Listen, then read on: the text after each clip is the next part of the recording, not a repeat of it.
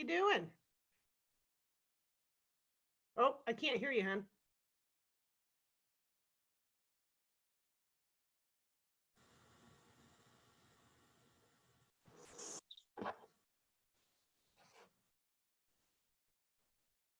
Nope, still nothing.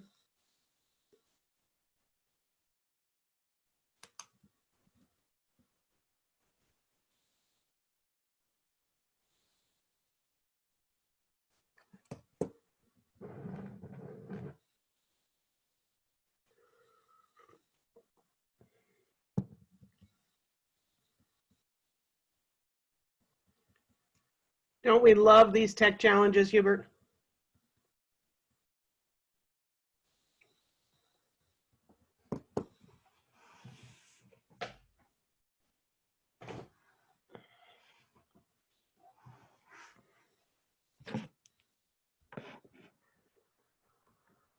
Nothing.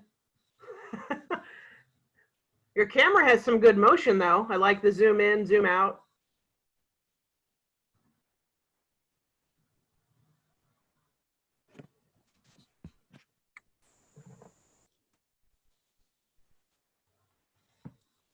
Let me actually ask, maybe it's just me. Is anybody else having trouble with the audio?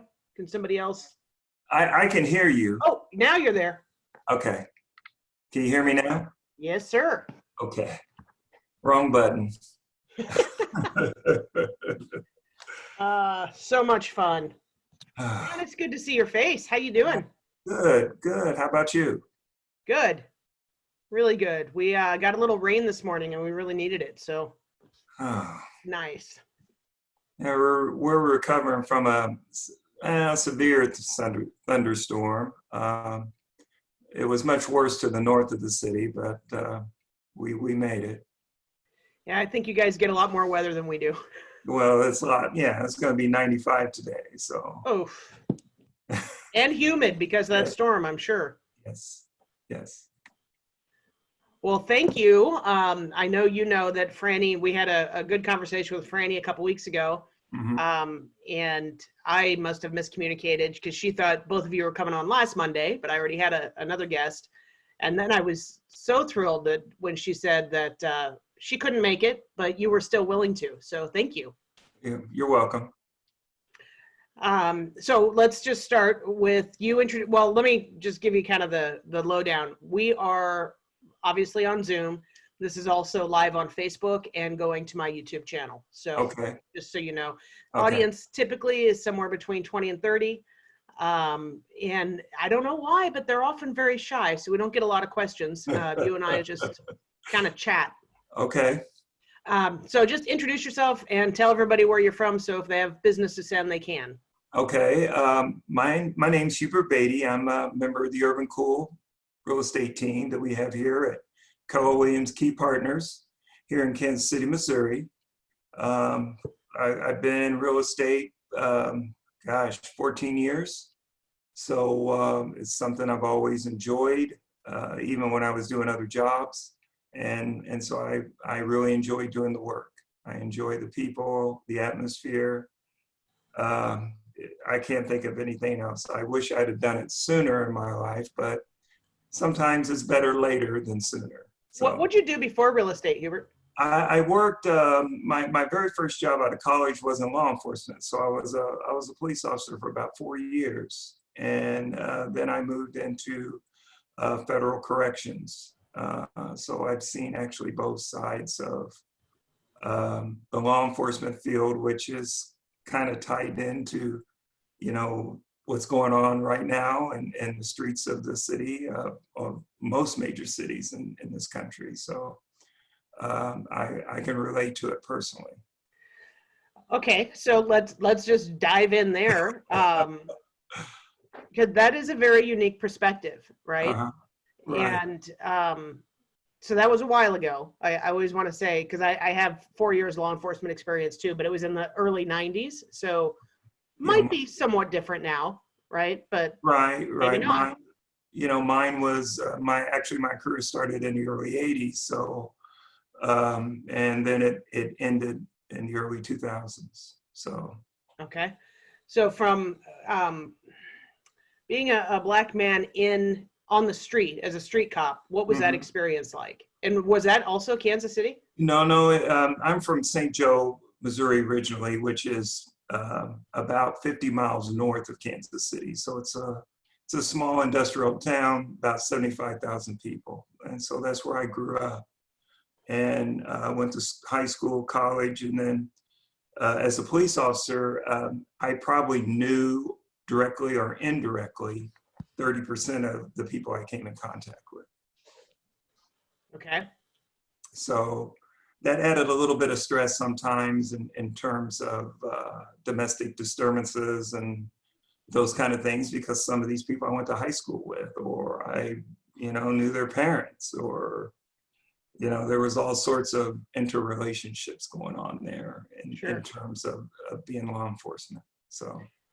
And is St. Joe diverse, or is it pretty white? What I would consider Missouri it probably is. is all pretty white, right? Yes, the black population made up probably about 1% of the city, Oh, whoa. Okay. or maybe a little more, probably 2%.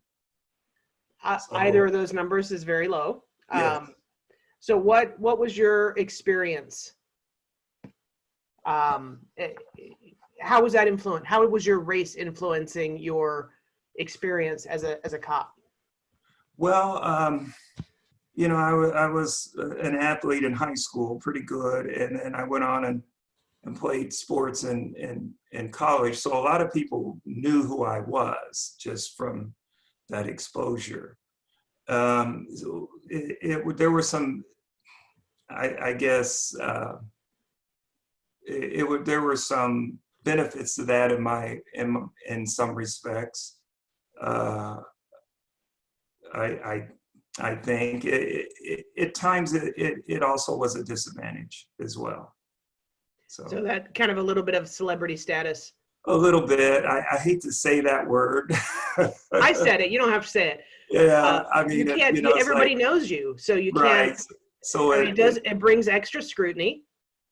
and the trust factor, I probably had a little more than maybe if I hadn't been in sports and a local celebrity star kind of thing. Okay. So Val asked, did knowing people who got in trouble change how you handled them? at times, one of the biggest was a close friend of my dad's, and he came over all the time when we were growing up. Well, he was pulled over for a DUI, and no, he wasn't pulled over. He was actually off the side of the road sleeping in his car, very similar to what happened in where was that? Minnesota? No, it wasn't. Yeah. Atlanta. There's so many I can't keep track, but and so basically the other officer was going to arrest him, and he wasn't driving, but he was still behind the wheel, so theoretically he could. And I kind of intervened and said, hey, if I call you a cab, is that okay? Will you pay for it? He said, fine. Called him a cab took him home, and he come back and got his vehicle the next day. So it was one of those situations that, if he'd been driving or he had an accident, killed somebody, hurt himself, tore up a lot of property, then yeah, we would have had to go through with it. But he was just sitting in his vehicle, sleeping it off. Somebody called in, and we were able to handle it without being arrested, without arresting him. Yeah. So. And that could be advantage of a small town. And again, back in those years. Yes. Yeah. Might be handled differently now. So when I didn't realize you had the corrections background too. So when you went into corrections, what was that like? Well, it was different in a sense that first they took your weapons away. So you didn't have any weapons. And I only worked the custody side, which is when I first entered, for about 4 years. Then I bounced around from various jobs inside the institution. So it's basically like a city within a city. You had doctors, nurses, attorneys, case managers, psychology was big, education. And I think that when I first started, the government, believe it or not, invested a lot of time in inmate development and money. And through the years, that sort of reduced. And the return rate also went up when they stopped doing that. For example, at Leavenworth, inmates could get an associate's degree. They had teachers coming in, instructors coming in from the local universities, a couple junior colleges, at the University of Kansas. They had one coming where I went to school, Missouri Western. So the inmates could get Pell Grants and finance their education. And what some of the case managers were telling me, because in an indirect way, I kind of like to keep track of that just for my own personal guidance. And they would say that, you know, the better educated they were, or the better educated they worked on themselves, the less likely they would come back. And what was the recidivism rate? Do you know? I really don't. It's been years. I think the last time I checked was 1999 when I was, so I have no idea what it was. They just said that the ones that walked out with an associate's or a four-year degree were less likely to return, which makes sense. Which makes sense, yes. Yeah. So just a couple weekends ago, I watched 13th, which is a very hard watch, and I'm glad I watched it. And that is all about the mass incarceration. Mm-hmm. Have you seen it? No. Maybe we can talk about it if you watch it, because it goes into what a big industrial complex it really is, mm-hmm. Especially now because a lot of the privatization and the free labor that they've gotten for decades out of the prisons, virtually free labor. Right. Was that part? Did you experience that too? Yes, there were. We had factories actually at the institution. They made furniture for government contracts. They were protected. As I left, they were getting less and less contracts. A lot of corporations were fussing to the government and senators and congressmen about how they were losing out. But actually Unicor, which was the business side of the Bureau of Prisons, was started by Eleanor Roosevelt. That was one of her projects back in the 40s. So there seems to be conflict now with private companies as far as wanting to get those contracts that the government's been protecting for inmates for years. There are other companies that work within the Bureau of Prisons themselves. Honeywell was one of the largest. They weren't at our location, but they were at other locations. And there were several large corporations that would send people in to actually supervise the inmates working. Interesting. I had no idea any of that happened. Yeah. Yeah. All right, let's shift a gear. Okay. Franny, and I think you're open to taking questions. So if anybody has questions around that, we can always put them in the chat box or chime in. Okay. When Franny and I talked, obviously we talked a lot about the community and your experiences there, both in real estate and then just as a biracial couple. Right. One thing she had mentioned is that you brought it to her attention that as you're doing a lot of the calls, if you know the person on the other side of the phone is white and they assume you're white, you hand it off. You don't even waste your time because you know that if you were to go and show up on that appointment, you would be, what's the word? Judged. Judged? Yeah. Oh, I was thinking more you would be wasting your time is where my brain went. Yeah. But yeah, so go there. You would be judged. What is that? Well, and this early in my real estate career, I needed to get a boost very quickly. So I was doing expireds and FSBOs for sale by owners. And so the conversation on the phone was really good. And so when we would set an appointment to meet, then it would just go south very quickly. And either I wouldn't hear from them again, or they wouldn't answer, or, you know, Did they you went see with, it when you say went south quickly? When you showed up, did you see? yeah, I Surprise? could, there were times, I mean, most of the time they were still very nice and we sit down and talk, but I could just get a sense that this probably isn't going anywhere.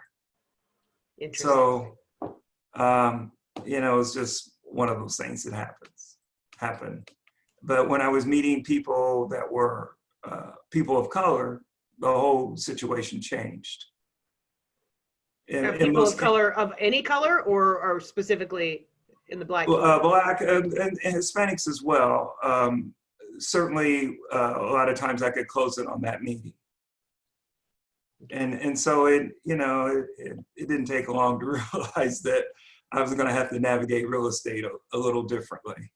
Okay. And I thought with a lot of the connections I had with the Bureau of Prisons and some of the other connections I had with white people that would give me the advantage, but it didn't. Okay. And that's interesting. So even though you had those pre-existing relationships in a very fraternal, I mean, you know, within law enforcement, everybody pretty much sticks tight. Right. It didn't translate. No. It's probably going to be a silly question, but why do you think that is? Yeah, well, I think probably race had a big part to do with it. A lot of times too, I found that people that I wouldn't say real close, but close enough, are not always comfortable with disclosing, financial information, things like that. You know, they want to keep that personal. So it might be better to work with somebody I don't know versus somebody that knows a lot about me. Yeah. So I think sometimes sometimes we do see that. Yeah. So I think not everyone wasn't hung up on the race issue. It was, I think sometimes they just wanted to keep certain parts of their life separate from friends. Okay. So. All right. Val, did you have something? Yeah, I was just when Franny brought that up, I was just like really pissed off, to be honest with you, that because that you were going through that. And I reached out to a biracial couple we have in my office who are a good producing, they're ALC quality agents. And I reached out to him and I said, do you go through that? And here we are in the San Francisco Bay Area. And he was like, oh yeah. He goes, when I get to a point where I realize I'm not going to be able to close it, I hand it off my wife so she can close it. Yeah, I mean, it's, most people don't really mind us working together. It's just that the point person. And, there are times when they've actually called me and said, oh, well, we'll go ahead and use you. And I go, oh. Get a little surprise every once in a while. So what, I guess, tell us some of your best and worst experiences that have to do with race within real estate. There's not been an overly bad experience. I think one time early before we actually started using a professional photographer, I was kind of doing my own. I'm pretty good with the camera. I'm certainly not a professional, but not too bad. And so I was taking pictures of a house. Actually, it was a woman that I went to high school with that moved here to Kansas City. And she knew I sold real estate, so she actually called me and wanted me to help her get her house sold. So I'm taking photos of the house and the exterior. And a guy comes across the street, neighbor, and says, do they know you're taking pictures of this house? And kind of a stern voice. And I said, yes, they do. And he said, so who are you? And at first I thought, well, no, first I said, just leave me alone. I'm in the street, I'm busy. And then he asked again, and I thought, well, okay, if I give him one of my cards, he'll go away. So I just reached my pocket. I said, they're selling their house. Here's my card. I'm handling the sale. If you know anybody, let me know. And then I asked him why he was there. I said, you thinking about selling? I mean, he was, and he just kind of looked at me and walked away. And that was about it. That's probably the only experience I've had where I've actually been challenged by someone inquiring. But I'm always very careful. What does that mean? Well, it means one time I set the alarm off, and the house was vacant. I knew it was, but I had to code, but for some reason the alarm went off. I think we've all done that. Yes, but I'm okay. I thought, okay, I know they're going to show up here in 5 minutes, 10, and so I was just prepared for, I could be treated like a criminal. Yeah. And so I stood on the front porch just waiting and trying to be as harmless looking as I possibly could for them to show up. And they actually were pretty cool about it. So. And yet that still crossed your mind. Oh yeah, and it crossed my mind anytime I'm not so much showing a house, but a lot of times when we list houses, especially ones that are vacant, that I'm very careful about, especially if I'm there at night. I'm not so much worried about being robbed or anything like that. I'm worried more about somebody mistaking me for a burglar or something. It's really interesting because I know for me, when we would go, my partner and I would go to a vacant house after dark for whatever reason, we had concerns, but it was, are we safe? Is somebody, we always talk about keep yourself between the door right. And whoever you have in there. You're looking at this in a different way. Right, a completely different. I'm worried more about the police,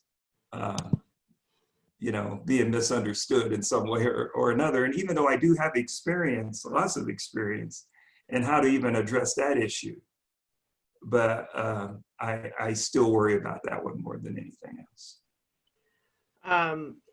And have you had a negative experience with the police at all, ever? Ever?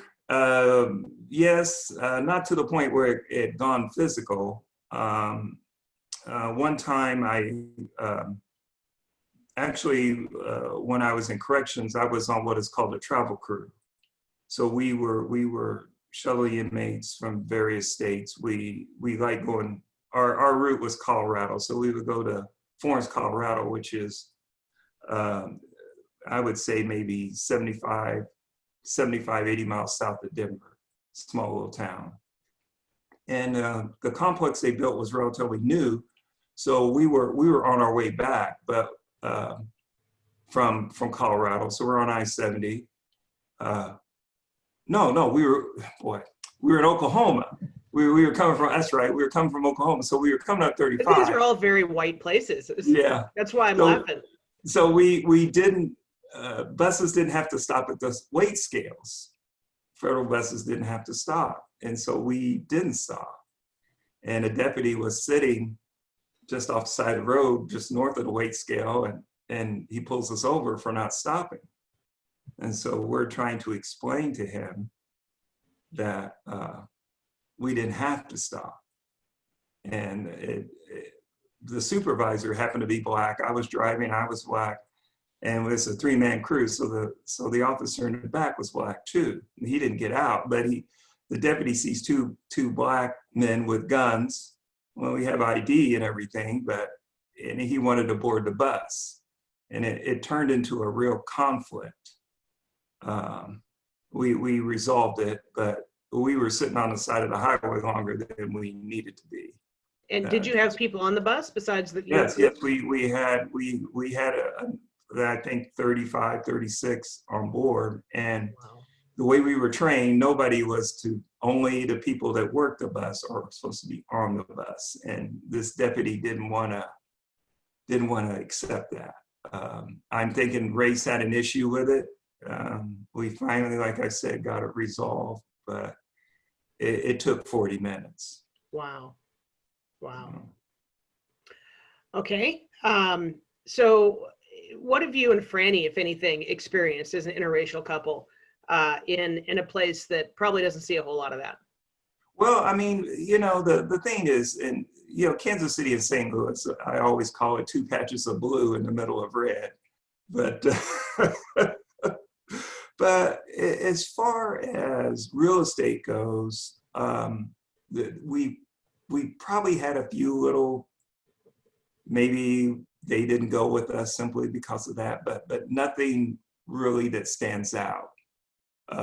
You know, Franny and I was talking just yesterday that that some people don't want to live east of the racial divide that was in Kansas City from the beginning, truce. And it's slowly changing, but I think she was working with someone that flat out didn't want to live close to it or east of truce. And so that was difficult for her.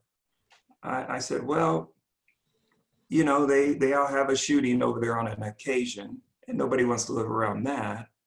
And I said, I've had Black people tell me, you know, the first thing out of their mouths is, I don't want to live east of truce. And so what do you say about that? But as far as anybody just singling us out, being just downright disrespectful, I've not had that experience. And my guess is just because it's 2020,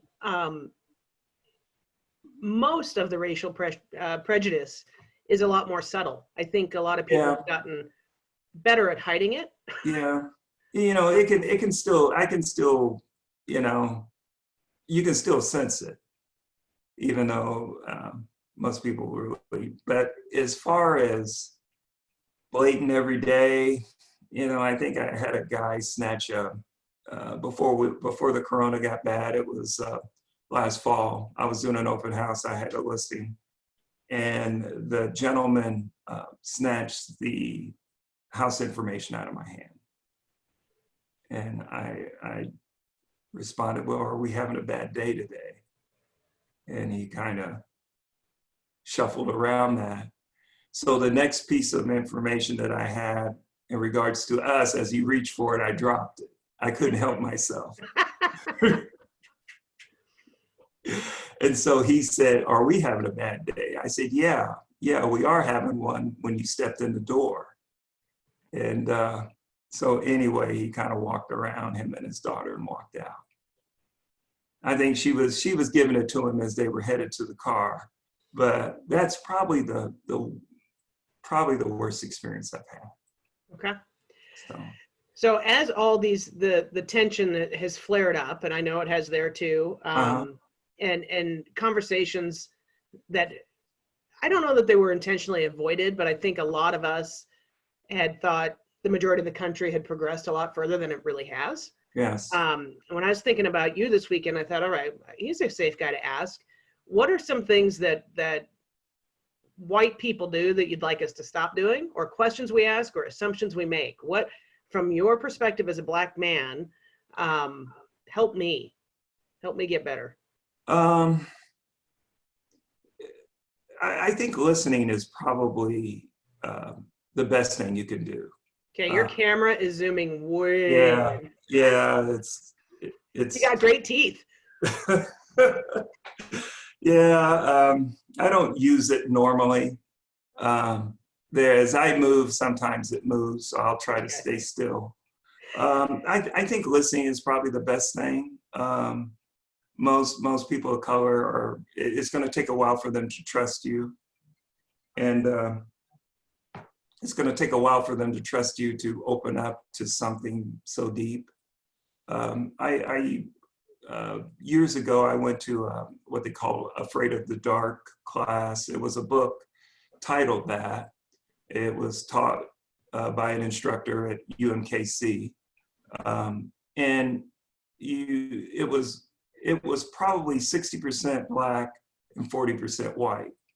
And for me, it was a real refreshing experience as far as is being able to put it out there and then listening to their responses as well, and them talking. When it ended, I was really kind of sorry. I wanted to do it again, go over the same material, but it basically they just sit and listen. Some people were really upset with all parts of it, you know, just everything that has happened. And that was years ago. I mean, it's much more intense right now. Yeah. But I think listening is the key. If you can find someone that you're halfway comfortable with, and maybe ask a few questions, and just wait for a response. It may take a while before they really feel comfortable sharing, because we're conditioned not to share that amongst people that are white. Only people that are. Why do you think that is? Well, our whole society is based on, you know, Black suppression. From everything from the movies we watch to commercials. So everything. So therefore, you know, my parents told me to never trust anybody white. And and then when you start seeing those things personally, that white people are handled differently and you're not, and it's just the subtle things, from school to elementary school to high school to college. You know, I played sports for 3 years. Injury, I had a lot of injuries. So my 4th year, I decided I was done with this. And so I took out a loan to finish my last year. And a lot of the students came up to me that I'd known for years were surprised that I was still going, that I wanted to finish, that it wasn't just basketball. Because the assumption is that's all I was Black there. kids only go to college for sports. For sports, yeah. Wow. So anyway, so yeah, my suggestion is listen. But our entire society is based on that. So it's hard to undo all that after, I always joke with Franny, it's hard to undo 400 years. Well, I totally agree. And even harder when, honestly, in the last month, I've become so much more aware of things I should have been aware of, just historical context that, you know, we've all been lied to throughout school. Right. Intentionally. And if we don't, as a group, as a collective, as a country, understand what really has gone on, you can't undo it. Right. So the people saying we just need to move forward, yes, and without understanding where we came from and what we perpetrated, we can't change much. Right. I mean, I remember history class in high school. We all had to take American history. And they skipped over, they talked about slavery for a minute, and then they went to the Civil War, and then they didn't talk about Jim Crow at all. And we're into the 50s.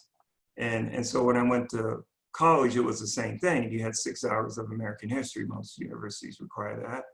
And the instructor, when we got to slavery, he said, if you want to learn about slavery and that sort of thing, you have to take Black history. And so we had a whole section on slavery in the book, and he skipped that entire section, went to the Civil War briefly, and then we were done with that part of it.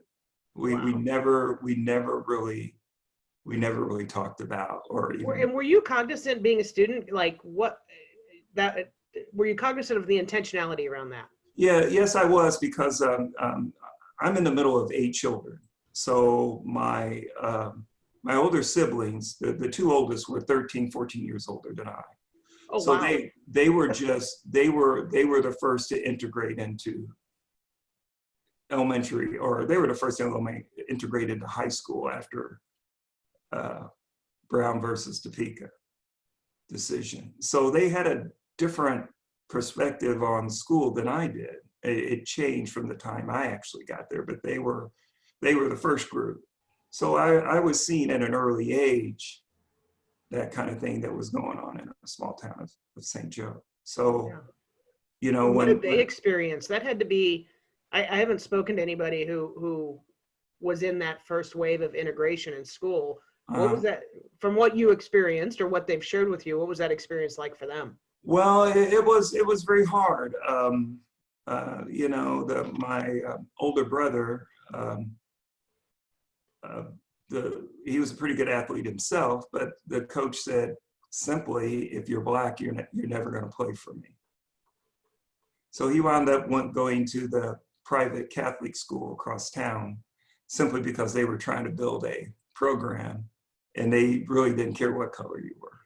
So anyway, but I think the hardest thing for him and my dad alike, that he went to Vietnam and then he comes back, and some of his friends that were, you know, from all over the country, but 3 of them from the South, they couldn't vote because that was before the Voting Rights Act. They could go fight in Vietnam, but Right. couldn't vote. Couldn't vote. So, you know, just a real hard time with that. And so I probably learned more than most children. Simply, my sister actually went to the Martin Luther King I Have a Dream speech in DC. She was living there at the time. And so, you know, I got to hear about her experience firsthand as I got older, but certainly used to hear her and my older brother talk to my parents. I guess I shouldn't have been listening, but I couldn't help myself. So I sort of, you know, lived it and experienced it and saw it through their eyes as well. Okay. So now, because we are opening, you know, these conversations everywhere, and hopefully more and more and more, what do you think we need to be focused on or talking about? What voices do we need to invite? I got interesting feedback last week on a different, this same time, but a call that was just kind of our agents. And the opinion was brought up that we should probably bring a conservative voice on also. And I went, that's interesting. I feel like that's all we get to hear most of the time. Yet I'm open to that. And again, from where you sit with your background, what would be the most useful conversations we should enter so that we can listen? Bringing someone conservative? Yeah. Zooming again. Yeah. Yeah, you know, there are a few of I wouldn't necessarily, our friendship's been strained, but there were a couple of people that I was fairly close to that have an extremely conservative view. And they constantly share with me that it's not about race. And that seems so odd to me. I don't know these people, but I think that is so presumptuous as a white person to, are they white? I made that assumption. Yes, yes. To say that to somebody with any different color in their skin. Yeah. I don't understand that one. Well, I don't understand it either because two of the 3 are union presidents. Oh, wow. And unions aren't supported by Republicans at all. And I tell them that. I said, so you vote Republican all the time. And that's okay, but how can you go back to your union members when all the union money is going to Democratic candidates? Yeah. I mean, they go to DC to talk to candidates and senators and congressmen. They do it every year for a week. And I said, so do you vote? Do you talk to any Republicans? And he said, no. But I said, but you vote Republican. Well, and I would also think, I don't have any numbers to substantiate this, but I would think that most unions have a much more diverse membership base. Sometimes it depends on what shop you're in, but yeah. So if you're union president, you're leading a diverse base. How to believe racism isn't an issue? Well, that's what, I got every excuse why he votes Republican other than the truth. You can't tell me the truth.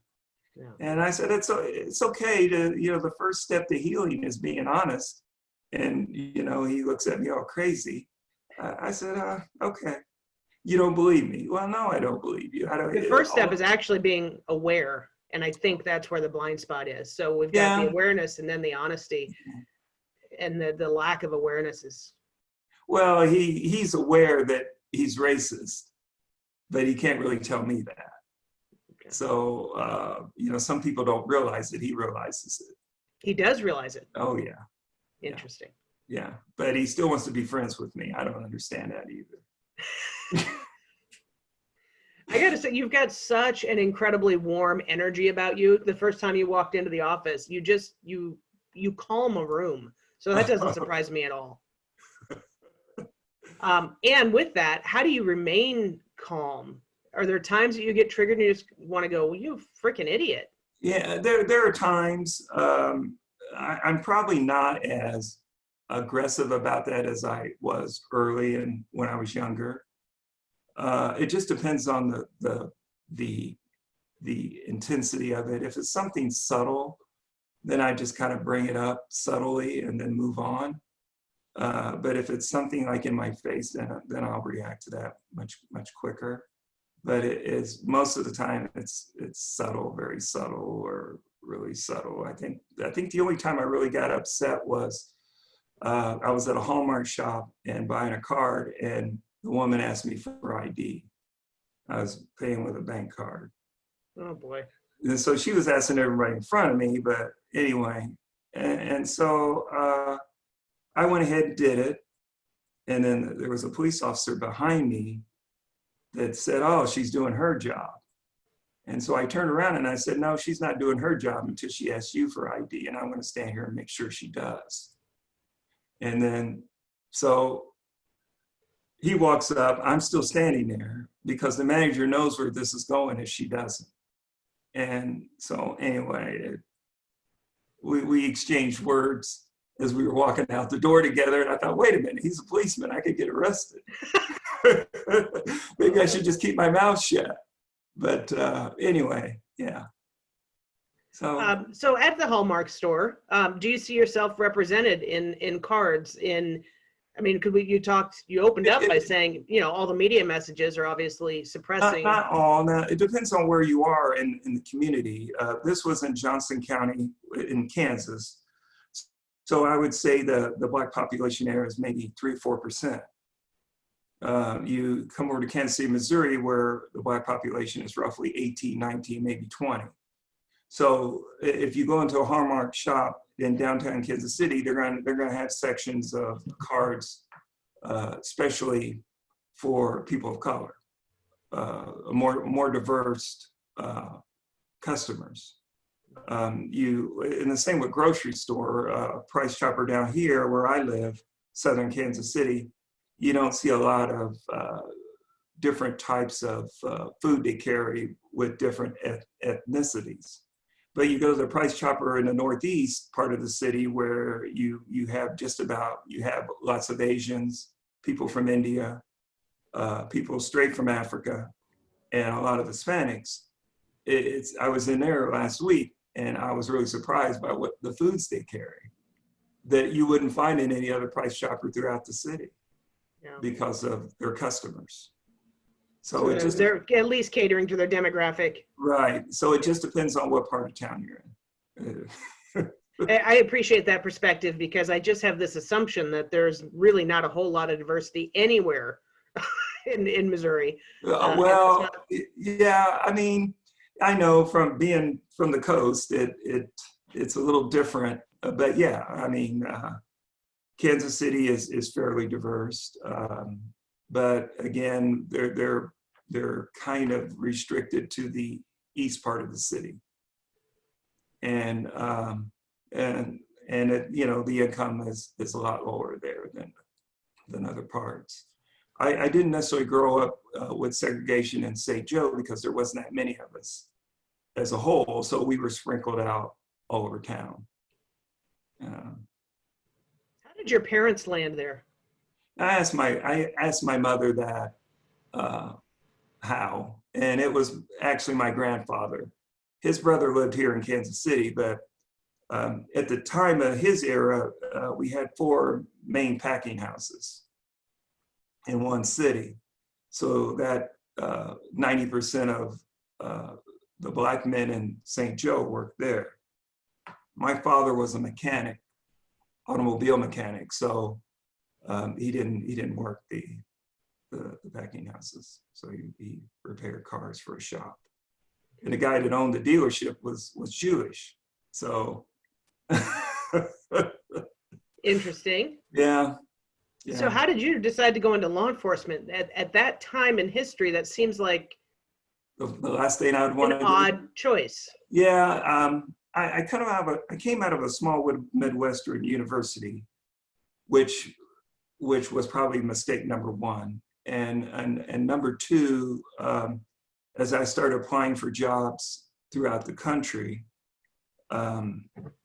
being from a small Midwestern university that nobody heard of, limited my chances, and so I needed to eat. What was your degree in, Hubert?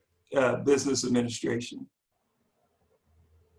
And I decided, well, I just took the test, didn't think I was going they didn't think they were going to hire me, and the rest is history. Interesting. Yeah, but I like the you didn't really work in the office. I certainly like the interactions with people. And really that's probably the common thread that law enforcement and real estate have. Yeah. Definitely, you get the people interaction, just different, different aspects of it, right? Mm-hmm. All right, so then when you got into real estate, how did you make that choice? Because that's also, you're not thinking, I'm a black man going into a very predominantly white career. I was. You were? Yes. Okay. That was kind of, I knew that I was going to have to do it differently. I didn't know how, but I had always been attracted to real estate. I was, even when I was on the department, I would watch the real estate market just in the paper, Wall Street Journal, things like that. I had a couple of people that were agents. You know, I bought property very early, very young in life. And so I always had a thing for it. In the back of my mind, I thought that this was something I wanted to do. But again, I knew it was 100% commission. You had to get out of the gate early to eat, and get married, 3 kids. It was going to be hard to make that transition. So the government, 20-year retirement, you can get out, and benefits and so on, healthcare, and so it's still young enough to transition into real estate. And so I actually had my license in transitioning about 8 years before I actually retired. So, and I didn't know this question didn't come to me just now, but as an owner of a brokerage and a former team leader, obviously doing recruiting, when you first got in, what was your experience like finding an office that you felt comfortable in and that would welcome you in? Well, I'm not sure about California, but here you come up on a list, and they start contacting you. It's like expired listings. So as soon as you pass the test, all the brokers have your name and your phone number, and address. So they're sending you letters and come in for an interview and so on and so on. And so actually, my first interview was with a Keller Williams office. But the thing, at least here, the schools don't prepare you for what office to go to. They did talk about it a little bit, like, go to 4 or 5 before you make a decision. And actually, I went to a Coldwell Banker because they do a lot of relocation. And I was trying to get into that relocation market because with the Bureau of Prisons, they did a lot of relocation too. And that's what I wanted to get into. I thought that would be my niche in this. But never mind the 45% referral fees. But it didn't quite work out that way. There were a couple of agents in Leavenworth, and they did the Bureau and the military, and that's all they did. But that market has now changed a lot. So I don't know how they're making it. How big is Leavenworth? I forgot that that's there. When you said that earlier, I thought, isn't that one of the largest prisons in the country? It used to be. It's the oldest. Actually, they broke ground on that in 1895. Oh my goodness. And so a lot of some of your most famous notorious gangsters of the 20s, the 30s, and 40s passed through those doors. But the city itself is about 35,000 people. So it's not very big, but the military base is there, and then the institution sits right next to it. So it's a military prison town. You take those two elements away and the city wouldn't exist. Probably not a place I'd want to hang out. It's not bad. It's a lot of history. Yeah, yeah. Visit maybe. Yeah. So Hubert, what wisdom do you have for us, and then also what can we do for you? Wisdom would be probably to listen and maybe go back and take a second look at history. By doing that, I think it will give most people a perspective as to why we're where we're at. So this is going to sound like an odd question, but I've just stumbled onto some things. Do you have any specific resources? Because so many of our history books are completely whitewashed. Yeah, I mean, the internet is a good place. I mean, for example, Franny and I are doing a show on diversity and race and That's real Friday estate. mornings, right? Yes, but we had to slow it down because we're still trying to get material together to have a basis. But as I was doing a little of my research, just tying race and real estate together, R&R, you know, the federal government passed a lot of laws in the 30s regarding to keeping races segregated. Yeah. The federal government played a big role in that in the 30s and 40s. And then, you know, as the Supreme Court started changing the law, and then the government changed back in the 60s and in late 60s. 68 was probably a couple of the big decisions, but one of them in the 30s, an agent could lose their license if they sold to Black people in a white community. Now you can lose your license if you do it the other way. Well, and it's only taken how many years, but.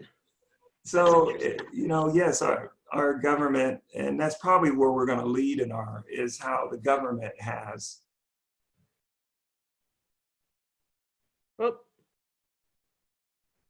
Hubert, I don't know if it paused for everybody, but you froze, sir.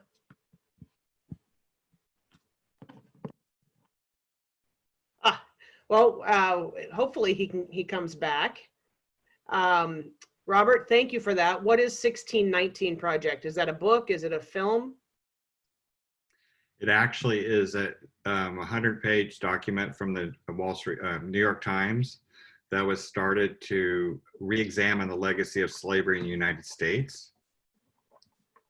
Okay. Over its 400-year history. Okay, thank you. And the whitewashing that we've done with our history books. Yeah. Yeah, we don't learn that in regular history books.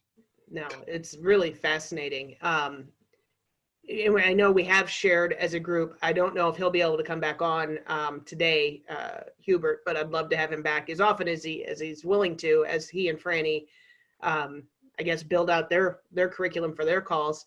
Has anybody else read anything recently or seen a good documentary that we haven't yet talked about?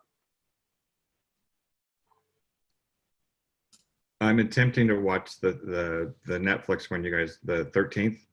What is it? Yeah, I don't know if my stomach's ready for that yet. Good call. Suck it up. Suck it up. It's really good to watch. I watched a documentary recently with Angela Davis and Jane Elliott, who was the professor who did the experiment with blue eyes versus brown eyes and intelligence following the assassination of Martin Luther King. And it was so amazing to hear these very powerful women speaking. And the interview came out in 2018. I would encourage anybody who hasn't heard that to listen to that. You can see that on YouTube. Really powerful.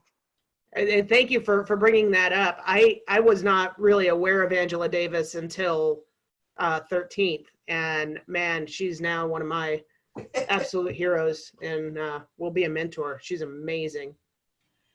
Well, if you grew up in the Bay Area, you saw a lot of Angela Davis back in the day. And she taught at San Francisco State before she went to Santa Cruz. So she was very big up here. What I was going to say is The Color of Law. I don't think I've heard you guys talk about The Color of Law. And that's a book by Robert, I think it's Robert Rothstein. He's a UC Berkeley professor, and he basically chronicles the history of how the government, Fannie Mae, FHA, and the city governments, and the National Association of Realtors created segregation in this country. And it's brutal. It will infuriate you, but it's a history book. And we're doing it in our office as a book club starting next month. Awesome. Thanks, Val. All right, y'all. I also think season 1 and 2 on Pose, it's lighthearted, but it shows the Black transgender community in New York ballroom scene in the late 80s and 90s. And it starts in the 80s where the AIDS pandemic hit, but it shows a different side of the gay community, how there's even racism within the gay community. Oh, for sure. For sure. All right, kids. Thank you, everybody, for showing up. We'll see you Wednesday back with Emmerich. Have a great week and learn something.